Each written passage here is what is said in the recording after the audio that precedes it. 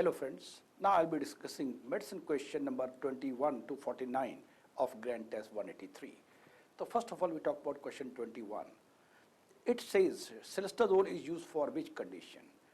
Cilostazol is used for peripheral vascular disease. Now before I discuss more about this drug, let us discuss ankle brachial index.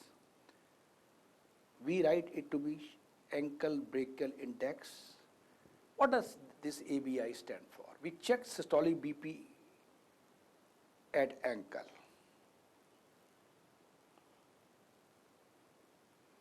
And we check systolic BP at the arm. And the normal this ratio is between 0.9 to 1.3. It means ankle pressure is usually more than the arm pressure, systolic BP. Okay? Well, if it is less than 0.9, that indicates patient has peripheral vascular disease. But if it is less than 0.03, that indicates severe peripheral vascular disease. Okay? Severe peripheral vascular disease is there. Now I have a question for you. Suppose you sit in your medicine OPD. Okay? And this ABI is useful in which type of patient in particular, or I can say in actual clinical practice, ABI will be useful in most common disease in medicine OPD. Write down the answer. Well, I am sure you have written the answer. Answer is diabetes. In diabetes, this is especially used because we know very well that diabetes is a very common cause of peripheral vascular disease, and in fact diabetes is a very common cause of gangrene in the lower limb in particular. What is special thing about the gangrene and diabetes? It is wet gangrene. That means it spread very fast.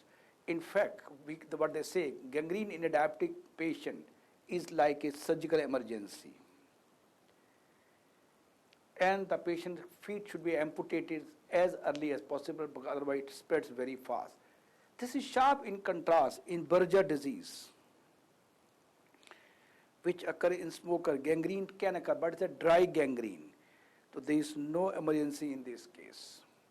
Okay? And in fact, diabetes is the most common cause of amputation in the world, next to trauma. If amputation there is no trauma mentioned, then you think about diabetes. Okay. Now we come to question number 22. 22. In primary pulmonary hypertension, basic abnormality in gene lies in bone morphogenic protein receptor 2. So let's talk more about pulmonary arterial hypertension. It can be primary. It can be secondary. Primary is the idiopathic one, and secondary there are some various causes. Now, classically in this case, when you do, especially in primary pulmonary arterial hypertension, what is special thing in this case? Here FEV1 is normal. FEV1 is normal, that indicates there is no obstructive disease, no obstructive airway disease. FVC is also normal, that means there is no restrictive airway disease.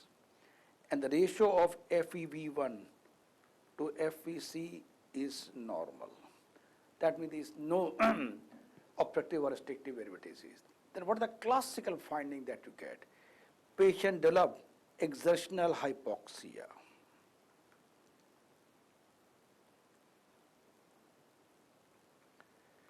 And the primary pulmonary arterial hypertension is more common in young ladies. And they present with dyspnea on exertion is the classical finding. And in this case, on auscultation, P2 is loud. There's a very, very important finding that indicate pulmonary arterial hypertension is there. Okay. Well, in primary pulmonary arterial hypertension, what treatment we can give? We can give calcium channel blockers. We can give sildenafil.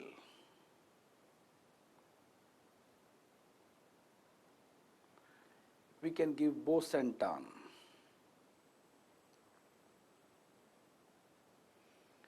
We can give prostacyclin analog like ilopros. They are some of the drugs that we can give in the case of primary pulmonary arterial hypertension. Okay. Now we talk about question number 23. Automated external defibrillator is most useful for which condition? It is most useful in ventricular fibrillation, VF.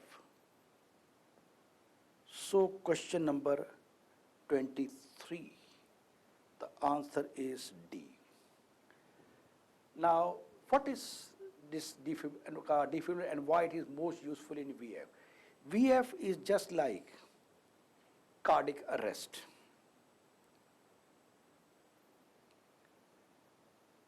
And if we do not cure the disease in just 3 minutes, patient will have brain death.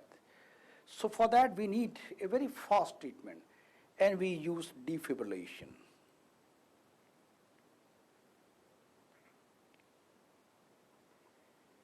In the 250 to 300 joules. Okay. Point to be noted here is that in atrial fibrillation also, in some cases, we do give DC shock. But in that case, we give low, we give about 50 to 100 joules. But here we are giving 250 to 300 joules. Okay. This is the most useful in this case. In asystole, we prefer to give epinephrine. In atrial flutter, we can give DC shock, but that is only in rare cases where we are not able to control with medication. In atrial fibrillation, defibrillation is never the first line treatment. In bradycardia, we give atropine, or we can give isoprylene.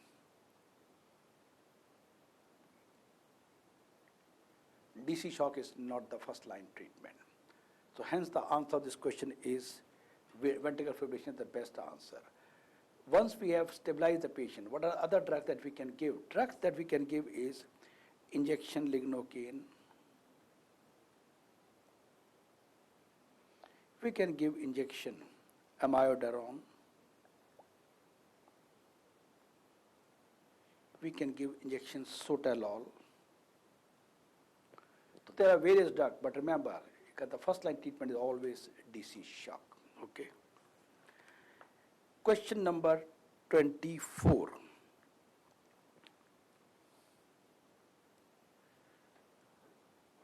And we are getting, after surgery, hypotension, raised JVP and pulsar paroxysm.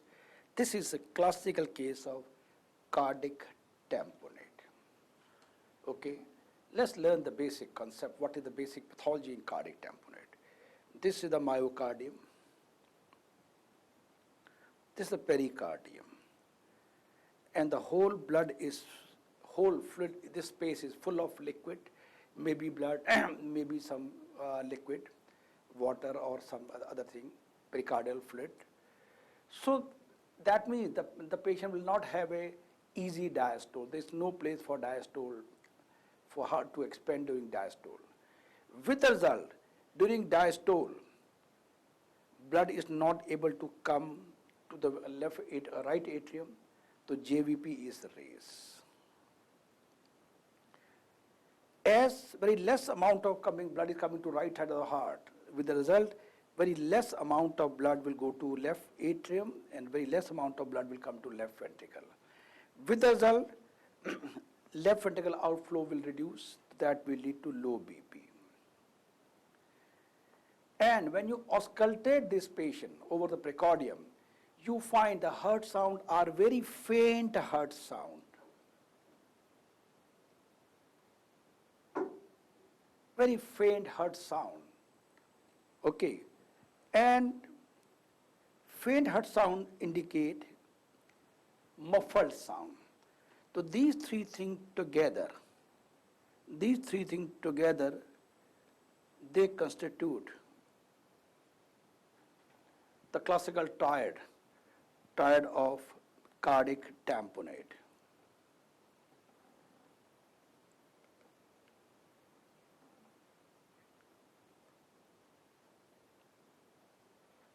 Big triad. Okay. So raise JVP,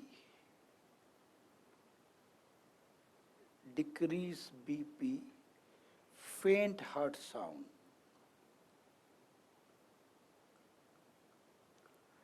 What are the other findings that we get in this case?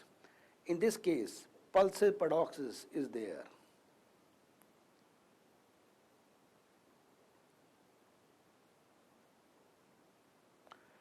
Third sound is never there.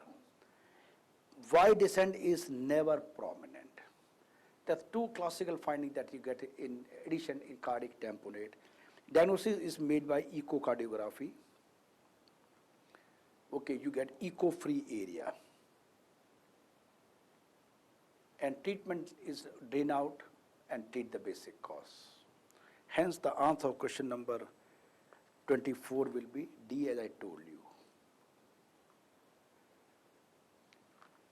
Question number 25. We are getting one patient with hematemesis, but no ascites, liver function test is normal. And he has got big spleen also. This is classically we see in case of non-cirrhotic portal fibrosis. So difference between the two is portal hypertension and non-cirrhotic portal fibrosis. Spleen, massive and large. Hematemesis, yes. Ascites, yes, no. No ascites. Jaundice, yes, no. Prothrombin time increase normal. That means this patient has feature of portal hypertension, but without ascites and without any liver involvement. Patient has massive splenomegaly and patient has hematemesis, the feature. Now in this case we get massive splenomegaly. Now let us talk about what are the causes of massive splenomegaly. First of all, what do you mean by massive splenomegaly? When you examine the patient clinically, if the spleen is palpable up to the umbilicus, or it has crossed the umbilicus, the spleen, it has crossed the umbilicus, this we call as massive splenomegaly. What are the causes of massive splenomegaly? Chronic malaria, chronic kala azar, portal hypertension, myeloproliferative disorder like CML and polycythemia vera. It is also seen in non-cirrhotic portal fibrosis. It is also seen in hairy cell leukemia.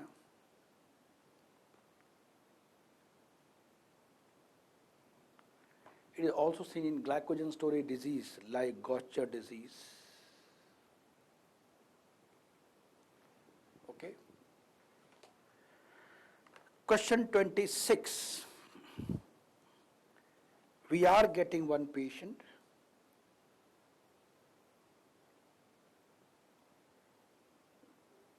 who has diarrhea, dysentery, and who has taken steroids and sulfasalazine also, but no response. Then what the next answer is azathioprine.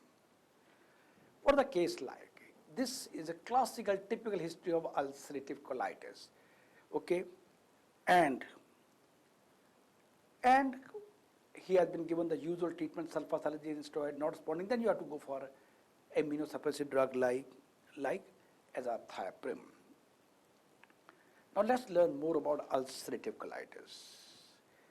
It's a disease of the young or middle age.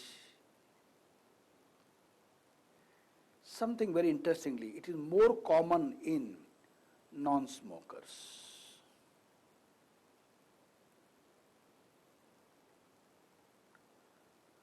This statement is something surprisingly.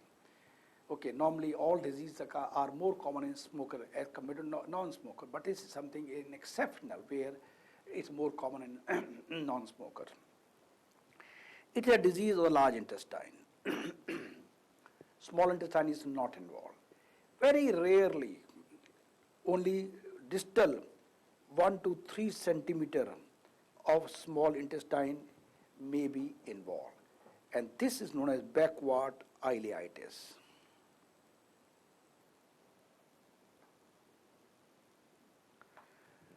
In ulcerative colitis, it's a disease of superficial mucosa. Muscularis is not involved.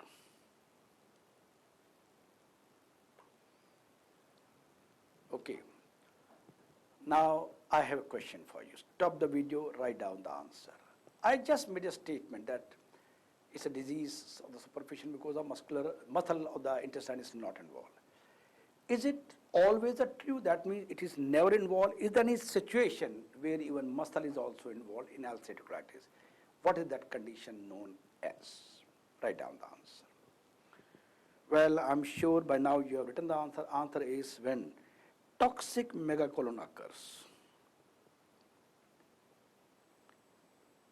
then entire wall is also involved. Toxic megacolon is a dangerous complication.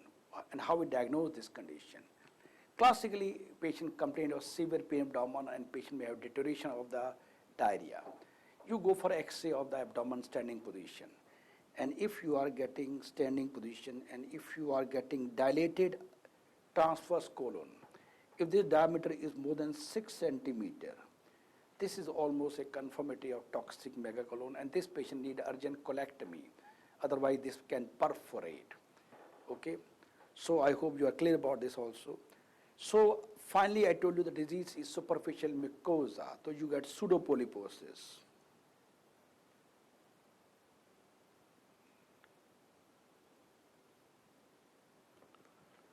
Okay. Now, what are the associated findings that we see in ulcerative colitis?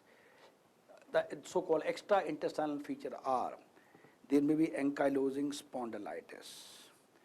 There may be anterior uveitis, erythema nodosum, and classically it can be primary sclerosing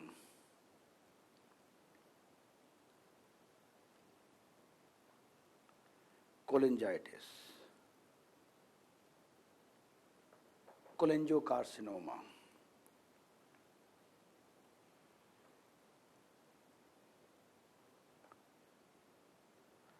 Carcinoma colon.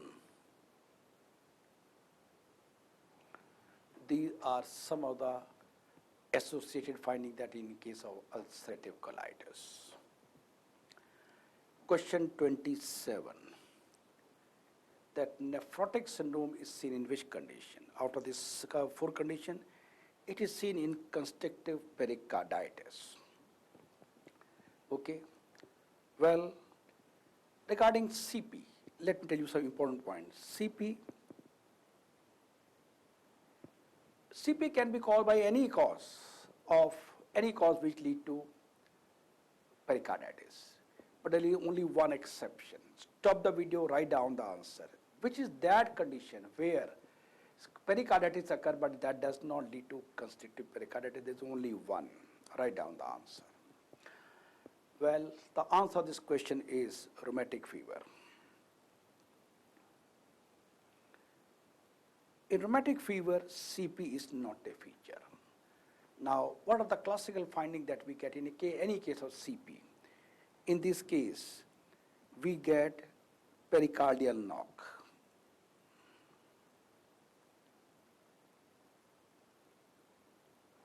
it's a very prominent third sound.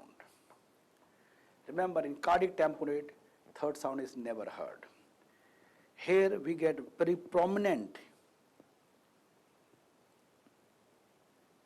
Y descent, and it is again is not seen in cardiac tamponade. We get nephrotic syndrome. We also get in constrictive pericarditis, we get protein losing enteropathy. Due to these two reasons, the patient is losing protein from GIT as well as kidney. Patient develop much ascites. And this ascites is out of proportion to edema. Spleen is enlarged. That's why clinically it mimics like cirrhosis of liver. Okay, but it mimics like because of this reason, right? And in this case, Kussmaul sign is positive. What is Kussmaul sign? Normally, JVP falls on inspiration. But there are few conditions where JVP rises on inspiration. JVP rises on inspiration, and that is known as positive Kussmaul sign. And this sign is seen in constrictive pericarditis, restrictive cardiomyopathy, as well as right ventricular infarction.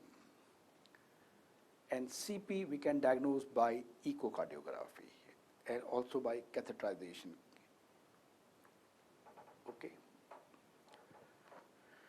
Question 28. Patient has rheumatoid arthritis, his MCV is mentioned, ferritin is in the normal range. Okay, this is classically is anemia of chronic disease, B. Now, in anemia of chronic disease, this is all, there are so many, what's the classical finding? You should differentiate. Serum iron, serum ferritin, iron deficiency anemia, anemia of chronic disease, and beta thalassemia. Serum iron reduce, serum ferritin reduce, serum iron increase, serum ferritin increase. Serum iron reduce, serum ferritin is increased. These are classical exam questions. So in anemia of chronic disease, serum iron is reduced, but serum ferritin is increased. Okay. That indicate, so the problem lies that due to inflammatory markers, although there is enough iron in the body, but it is not able to utilize, that's the basic defect in anemia of chronic disease. Okay, typically in anemia of chronic disease, if the peripheral smear, you get normocytic, normochromic anemia. This is a usual picture. But in the very advanced stages, you may get microcytic, hypochromic picture. Right? So in this case, you can see serum iron is reduced, serum ferritin is the normal range, is anemia of chronic disease. Do we need what treatment? Treat the basic cause is always, like in this case, you treat the rheumatoid arthritis, iron blood picture will get resolved of its own. Question number 29, which is known as diabetic diarrhea, answer is C, celiac disease. Celiac disease is a very, very important question, a very important topic. There are always one question from celiac disease. So first of all, it is in this, the patient is sensitive to gluten.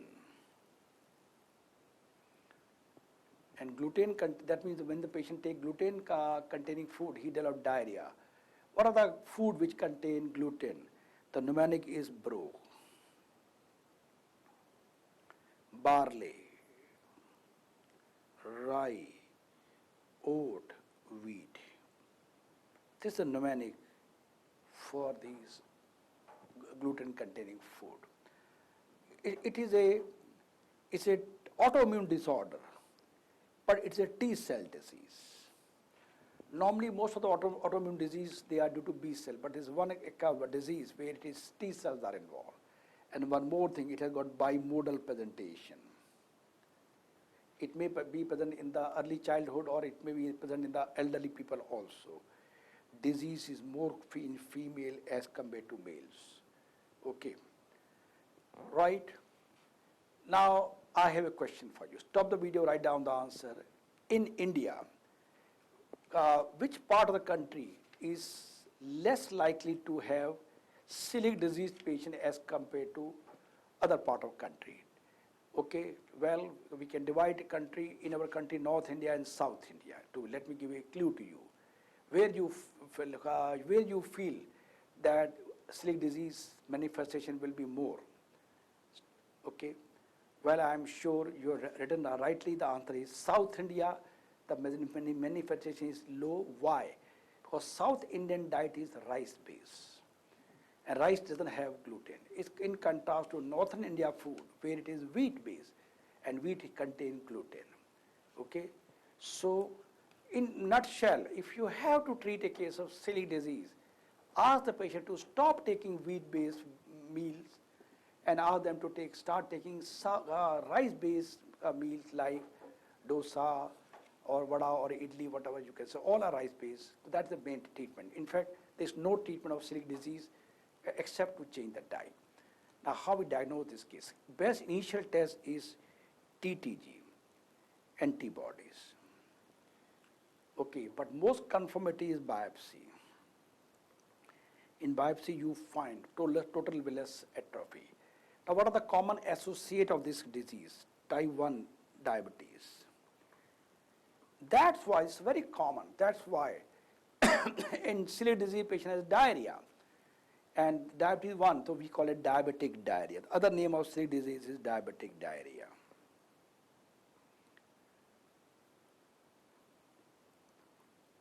Second problem which you should always think about celiac disease is dermatitis herpetiformis.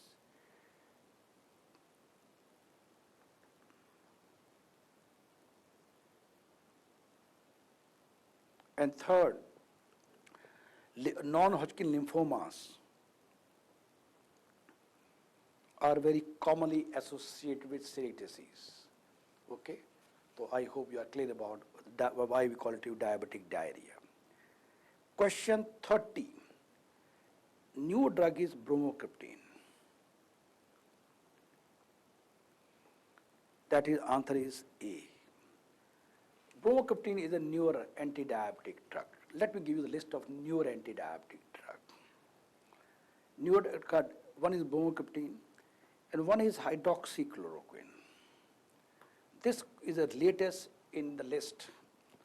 Okay, hydroxychloroquine has been approved as an anti-diabetic drug. It's the latest update. It's a prospective new question. Okay. Then new drug include GIP, GLP-1 agonist, that is injection exenatide, liraglutide.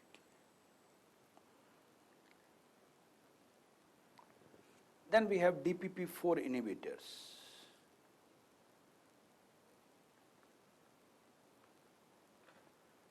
Sitagliptin, vildagliptin.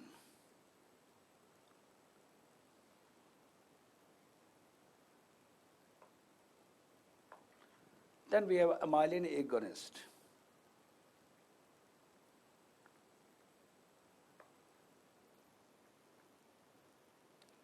Injection pramlintide.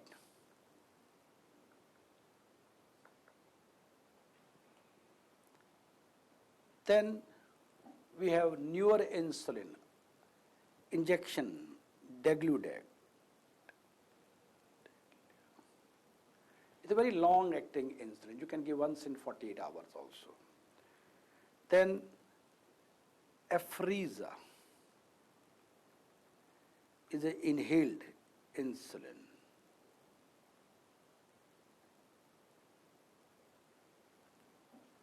Then we have injection dulaglutide.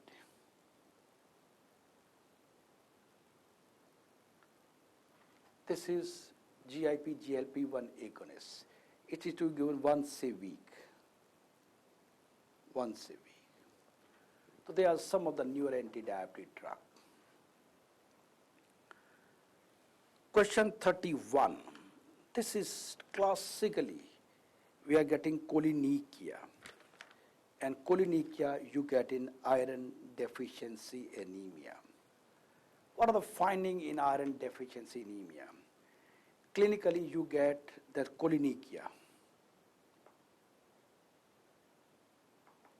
That is, nails are like a spoon. Then angular cheilitis.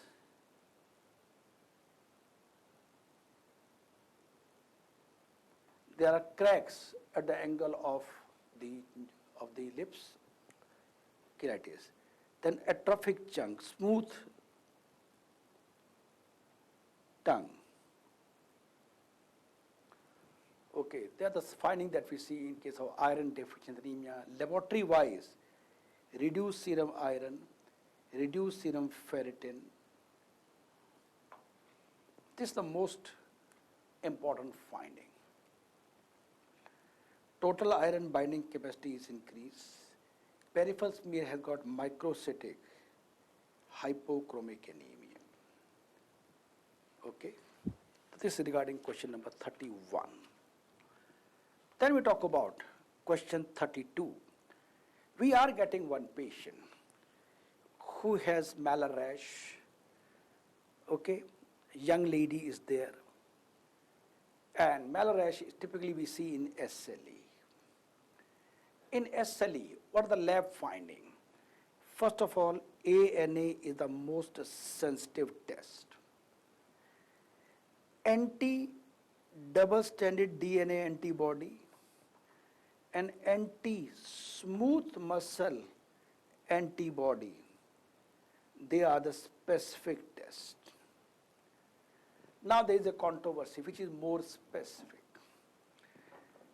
If you read Harrison 20th edition, he just mentioned they are specific tests. In fact, none of the authentic data says that which is more specific. And examiner also knows that this is a controversial question, so he will never ask you. If he has to ask you, he'll give you any one of the choices, he will never give two choices. They are specific, but still if you get, then you should go for this as a better answer. But again, I'm saying it's a controversial question, nobody is going to ask you. It's my duty to inform you. Well, in drug-induced, we get anti-histone antibodies. Complement level are reduced in SLE. Now, just to inform you, there are certain few more important conditions where complement level is reduced. The complement level is reduced in post-streptococcal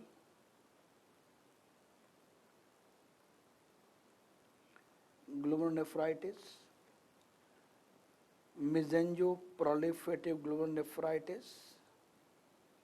It is also reduced in cryoglobulinemia.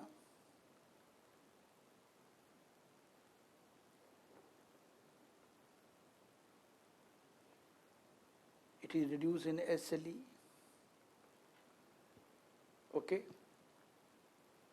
So I hope things are clear to you. Question 32, complement level will be, and in this complement level will be, is never normal, it's reduced. Now in SLE, you also get direct Coombs test positive. Coombs test is positive. Why? There are autoantibodies against the RBCs, WBC and platelet, and that lead to autoimmune breakdown of all these things, and that lead to pancytopenia in complement. Treatment, best treatment for SLE is corticosteroid. Question 33. A lady goes to walk and suddenly she collapses, her BP is low. This is classically the case of anaphylactic shock. Question 33. Answer is A. This is a case of anaphylactic shock.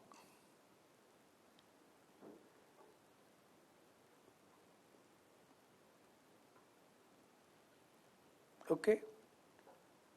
She is using SS3 because it's a mid-August season, a lot of pollen grains are there, and this lady collapses there only. Now, what do you mean by shock? If I asked you clinical definition of shock, systolic BP below 90 millimeter of mercury is shock. This is clinical diagnosis, definition. Now, whenever a patient of shock comes to you, what are the possible things that should come to your mind? First of all, hypovolemic shock.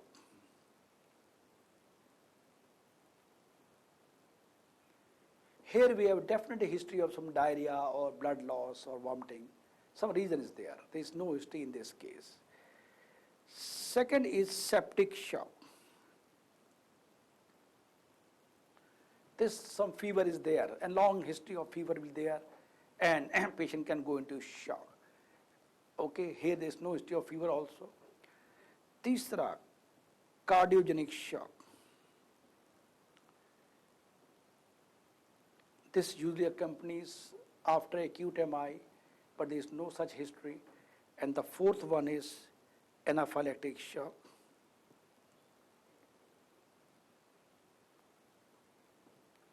There is no such history which indicate 1, 2, and 3.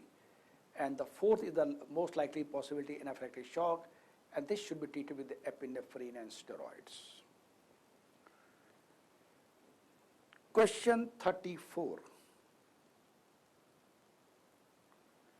The answer is A. In fact, this question came in NEET exam. And motor neuron disease is one disease where amyotropic lateral sclerosis is nothing but he's talking about a type of motor neuron disease. Okay. In motor neuron disease, few things do not happen. First of all, bladder involvement is not a feature. Bowel involvement is not a feature. Eye muscles are usually not involved. And cognitive function remain normal.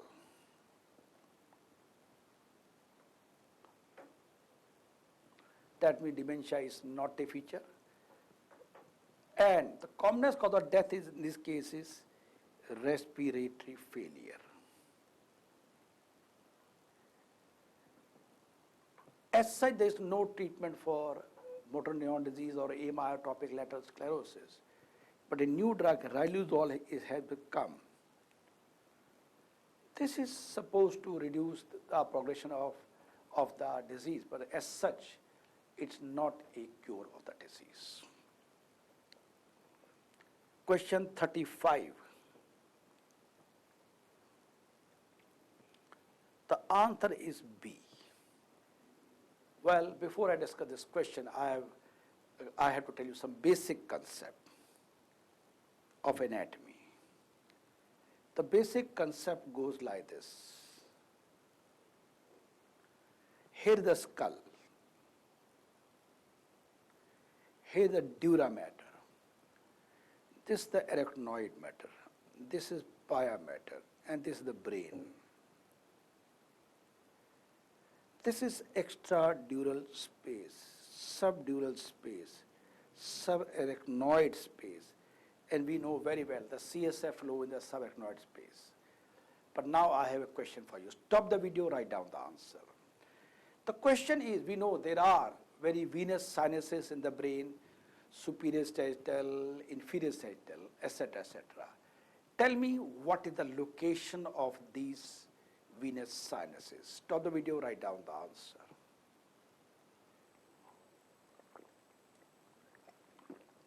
Well, I'm sure you written the answer. Well, if extradural space is the most common wrong answer. Subdural space is the second most common wrong answer. And subarachnoid space is the third most common wrong answer. And of course, they don't lie in the brain substance. And they do not occur outside the skull also. If you have the doubt, you can check your head. Oh, it is not there, pakka. Okay, otherwise we could have tested and known during combing. It's not there. Then where do they locate? ये होता ही नहीं है. They don't exist. But yes, they do exist.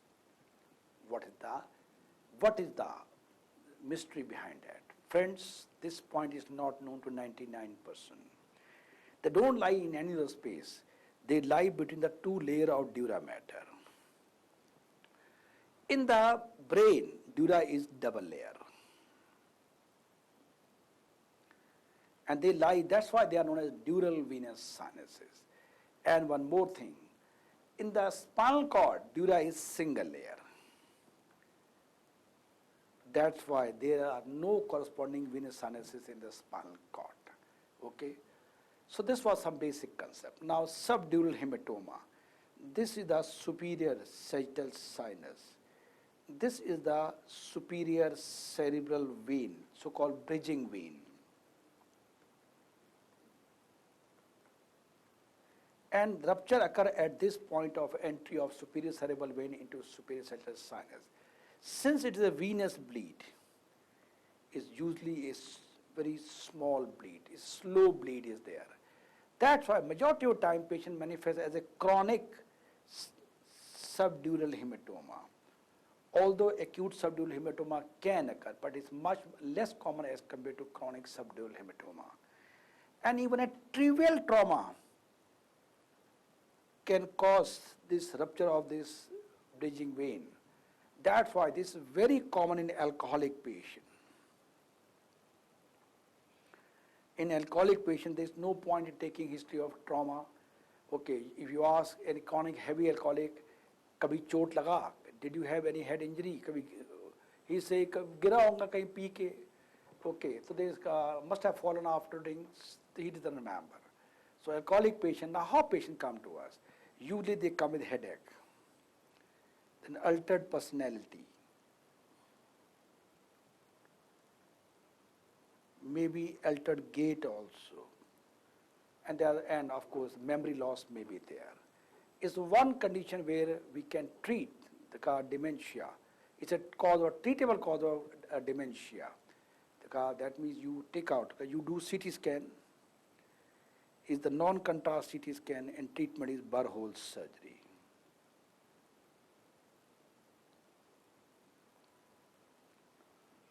So this was regarding question number 35. 36, the answer is D. Okay, what he's trying to elicit in this? Patient is a case of ascites. The clinical signs that we can do while we examine ascites is shifting dullness,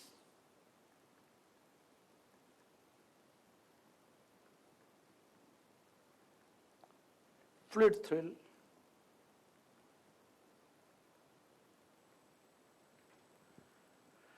okay, but if the very minimum amount of fluid is there, then what is the best investigation? Then you think about ultrasound. It can pick up at very early stage. And finally, you want to see whether it is transudate or exudate. You go for aspiration. If ascitic fluid has less than 3 grams/%, this is transudate. Transudate is seen in congestive heart failure, nephrotic syndrome, chronic liver disease. And exudate, it is seen in TB, malignancy, M for malignancy. There are two important causes of exudate. Question 37. Answer is A. Let's see, let's learn the various types of pulse. Slow rising pulse, aortic stenosis, then dicrotic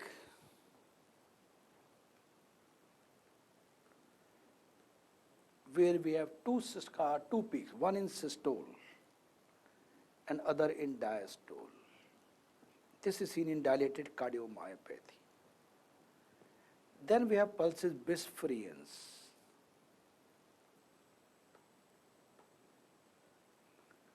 where we have two systolic peaks.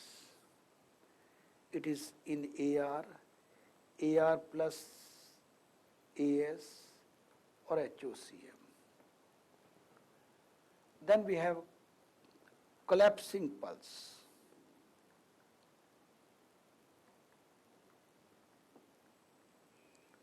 Seen in AR, seen in hyperthyroid,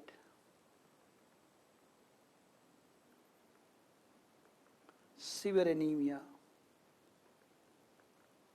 pregnancy, beriberi. Then we have pulses paradoxes.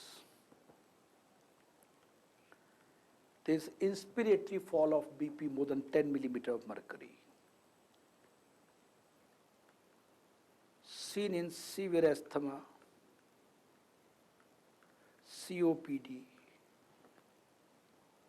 cardiac tamponade, severe vena cava obstruction are some of the important cause of pulses paradoxes. Question 38. Okay. 38. We get answer is B, Bombay. Now, what are the causes of non-proliferative glomerulonephritis? Non-proliferative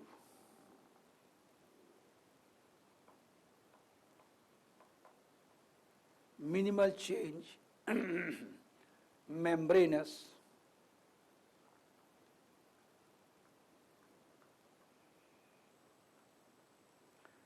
then focal and segmental glomulosclerosis, FSGS. These are non-proliferative. And proliferative is seen in MPGN, membranoproliferative glomerulonephritis. Now let me tell you what the meaning of proliferation in MPGN. For that you got to know the basic histology, basic concept. This is the epithelial cell. Basic concept of histology of the glomerulus, epithelial cell. This is foot process. This is basement membrane. This one. And this is the capillary endothelium. And this is the capillary lumen, where the blood is flowing. This is the supporting cell is mesangial cell. MC stands for mesangial cell. Now what happened in MPGN? This mesangial cell proliferates. And it tends to enter the basement membrane. I have drawn a big diagram, much wider version of basement membrane. So this entered the basement membrane, like this the way I do. Mesangial cell, and this is the basement membrane. So it gives rise to tram tract appearance. Hence we get a mesangoproliferative in case of option number C, option B. Okay. Now 39. 39, fusion beat is seen in ventricular tachycardia. Now let's learn the basic concept. Okay, in ventricle, this is the heart, and normally it is the SA node from where impulse start, that we know. Now in ventricular tachycardia, maybe this focus in ventricle, it is firing, and we get like this. We are getting ventricular tachycardia. We are getting white QRS based beat. Suddenly, one SA node fires, and you get a beat like this. this normal beat, and again this start firing and you start getting like this. Okay. So ventricle, this focus is firing continuously, we are getting like this, and suddenly SA nodes start firing and we get a normal beat. This is known as capture beat.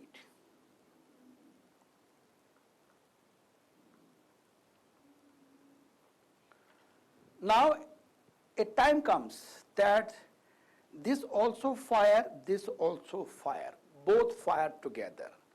So you may get picture like a picture mimicking a combination of this firing as well as this firing. Combination, you can see a bit of SA node and bit of this ventricular topic. So we get a fusion. This is known as fusion complex. So both capture beat and fusion complex we see in case of ventricular tachycardia. Question number 40. Lupus antibodies is the answer.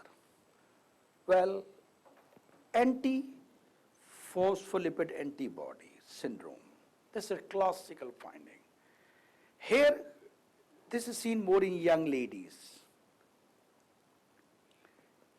It is seen in 50% cases of SLE.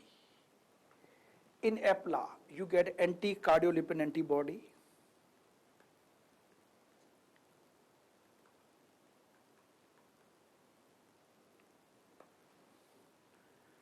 Okay, you also get lupus antibodies, so-called lupus anticoagulant, anticoagulant.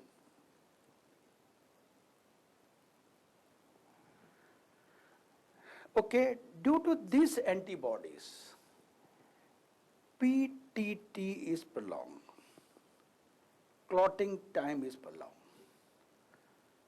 Okay, when initially, decades back, when this antibody was discovered, and they had a prolonged PTT and prolonged clotting time, it was thought perhaps they are anticoagulant, because we know very well when we give heparin therapy, PTT and clotting time get increased. So it was thought perhaps they have action like heparin. But later on they found they are not anticoagulant, they are other procoagulant. But name still continues as a lupus anticoagulant. Okay, but paradoxically they tend to cause increased clot formation in both artery and vein. And this antibody we pick up by dilute Russell Viper test. Okay. The answer of this question 40 is C. Remember, these antibodies are also responsible for false positive VDRL tests. Question 41, something very tricky question. Answer is D. A green color, because when the patient is in shock, I told you, maybe hypovolemic shock, we have to infuse the fluid very fast. We need a wide bore needle, and we need 16 to 18, and this green color is 18. We will never use narrow bore, because we have to increase the fluid very fast. And in the previous question I discussed, in hypovolemic shock, patient has low BP and of course in hypovolemia, low BP, increased heart rate, and you have to give fluid very fast. We need a wide bore needle will be used, D. Now we talk about question number 42. It's just simple Wim Silverman needle. C, we use for liver biopsy.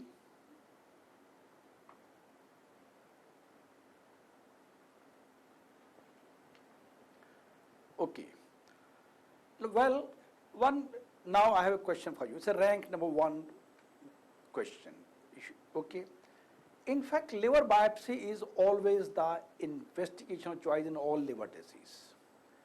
But there is only one condition where liver biopsy is not the diagnostic of that disease. What is the name of that disease where liver biopsy is not the most accurate test to diagnose that thing? Stop the video, write down the answer. Well, I am sure by now you have written the answer. Answer is primary sclerosing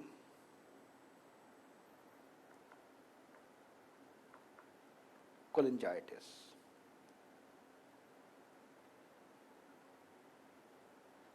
Here, ERCP is the most accurate investigation, not the liver biopsy. It's the rank number 1 question. Question 43.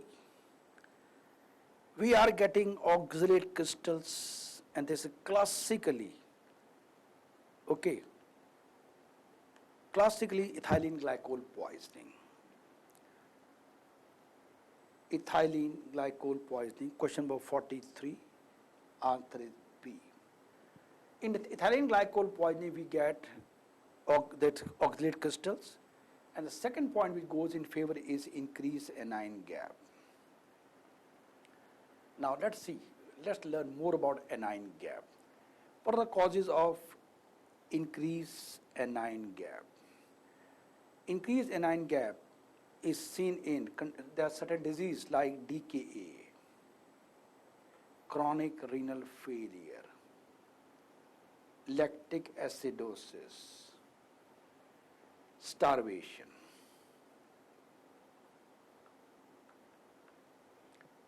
Normal anion gap. Normal anion gap, renal tubular acidosis, diarrhea. Now, anion gap is also increased in certain poisoning, like methanol poisoning, salicylate poisoning, and it is also is in ethylene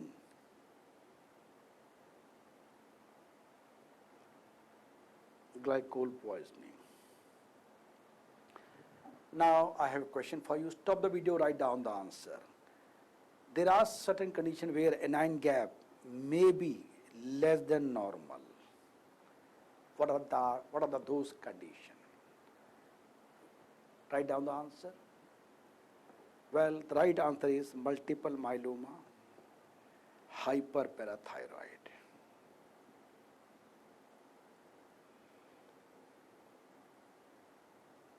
This is rank number 1 question. Anion gap is less than normal. Normal anion gap is 6 to 12. Question 44. The answer is B. That is morbid type 1. Let's learn basic about heart blocks.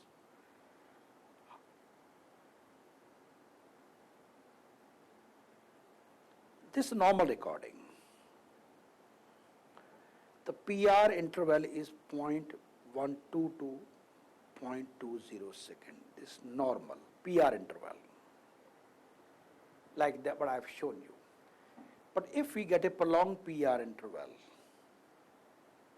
like this, if PR interval is more than 0.20 second, this is first degree heart block. Now we talk about second degree heart block. Second degree we have 2A and 2B. 2A is also known as morbid's type 1. This is the most frequently asked question. This is the PR interval, PR interval, PR interval,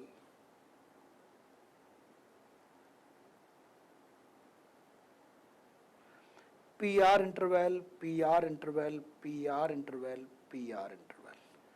There is progressive increase in the PR interval till a P is followed by drop of QRS and the same cycle start. This is morbid type 1 and it is also known as Wenke-Bach phenomenon.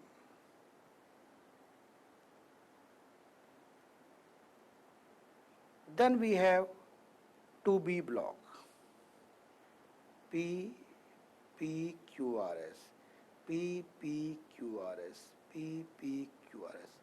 The fixed number of P wave followed by 1 QRS, here we are getting 2:1 block. This is also known as Morbid's type 2. Then we have a complete heart block, so-called third degree heart block, where P and QRS are beating independently. PP interval is normal, RR interval is normal, but there is no correlation between P and R. This is complete heart block. These two are dangerous conditions. They need pacing. Wenke-Bach phenomena is a benign condition, nothing to worry about. Type 1 is again a benign phenomena. Question 45. This is West syndrome. Okay, West syndrome, here what we get is hips arrhythmias. And look, we are getting very large amplitude beats in the chaotic background. This is a classical feature getting in hips arrhythmias in West syndrome. Otherwise, hips arrhythmias are seen in Salam seizure.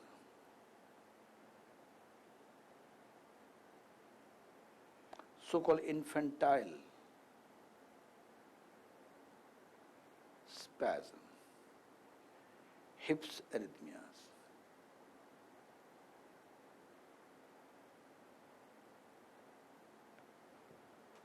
In absence seizure,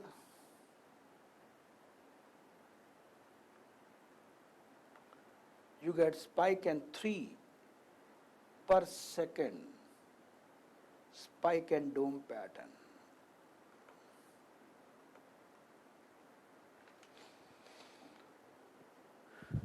Question 46. D. This is classical finding of Wiskott-Aldrich syndrome.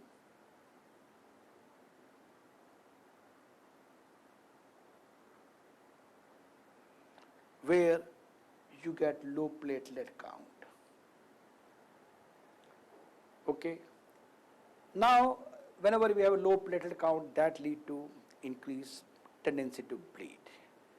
But now, I have a question for you, rank number 1 question. There are certain conditions where the platelet count is reduced platelet count, but they are prone to increased clot formation. Remember, again repeating second time, normally when thrombocytopenia occurs, patient has tendency to bleed. But now tell me those conditions where low platelet count with increased clot formation. Stop the video, write down the answer. Well, I am sure you have written the answer. Answer is number 1, PNH. And number 2 is HIT.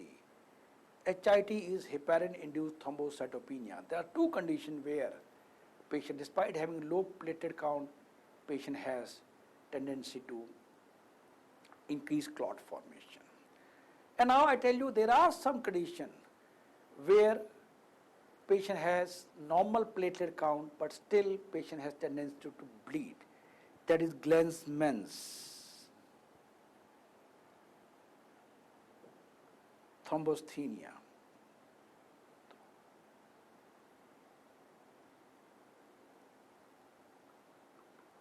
Here, where patient has a tendency to bleed, the problem lies in GP 2B3A receptor.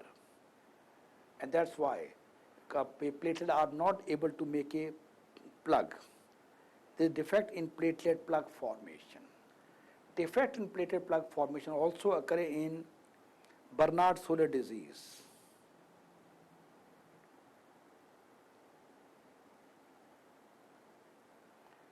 Here problem lies in GP 1B oblique 9 receptor, 1A oblique 9 receptors.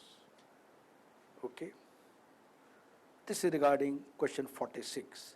47. The answer is dextrose. C. Dextrose. Now, how peritoneal dialysis is done? This can be done at home by patient himself.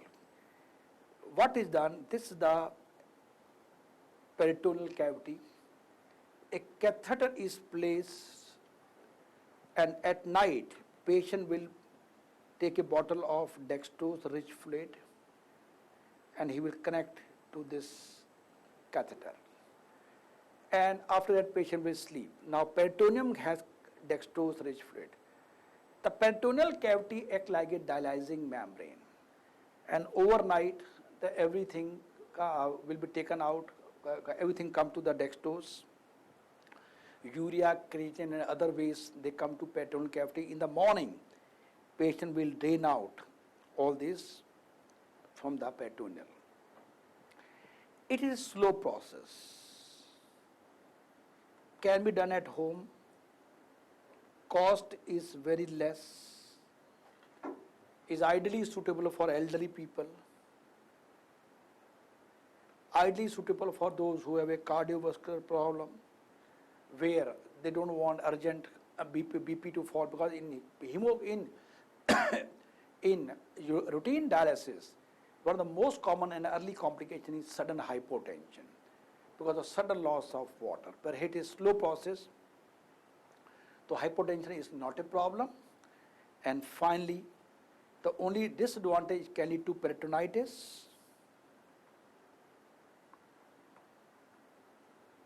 and it can lead to increased blood sugar.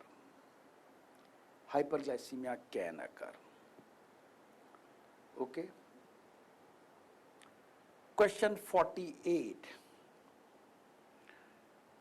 Answer is A, acute kidney injury. Now, before I talk to you regarding acute kidney injury, remember now the name of ARF, acute renal failure, has been changed to acute kidney injury. And the criteria what they use is rifle criteria.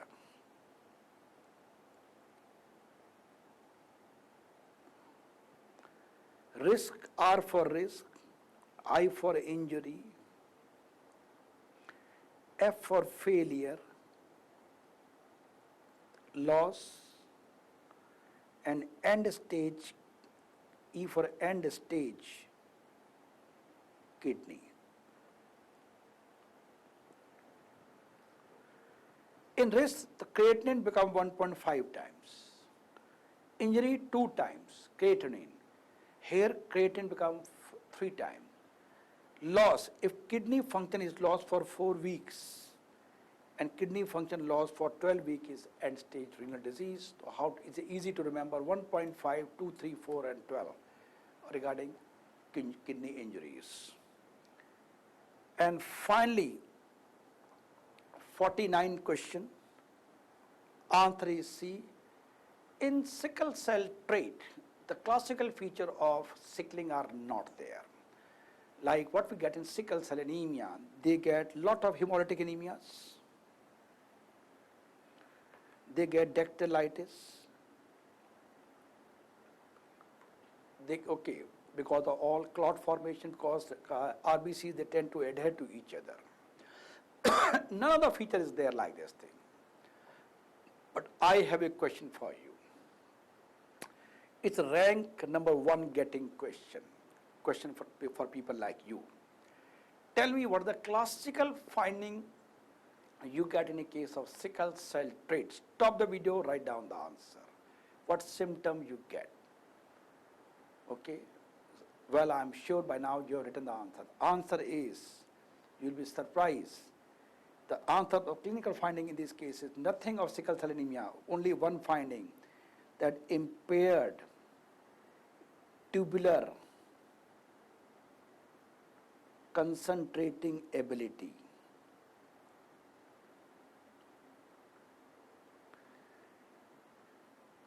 That means tubules, in the kidney tubules, they are not able to concentrate fully, the only finding that we can get in this patient. This is rank number 1 question. Okay. Because to have a hemolysis, the RBC should be more than 50%. In trait, it is less than 50%. That's why we don't get the classical finding of hemolytic anemia in case of sickle cell. Now, one more thing. In this case, in sickle cell anemia in particular, one of the classical findings you should never forget is there is autosplenectomy. Because I told you they have tendency to make clots, and that's why they can lead to infarction in the kidney, autosplenectomy. Spleen is never palpable. Spleen is also not palpable in ITP. There's some important question that you got to remember where spleen is not palpable. So this is all the question for this grand test. I hope you learned a lot of things, though we have a limited time when we discuss grand test, but still I tried my level best. Well, you want to learn more from me, I have recorded medicine lecture. You can see in Medicine e-Gurukul by Dr. Mukesh Bhatia in our app. You have to go for DBMCI. You go to our website www.dbmci.com, and in that you have to go for e-Gurukul app.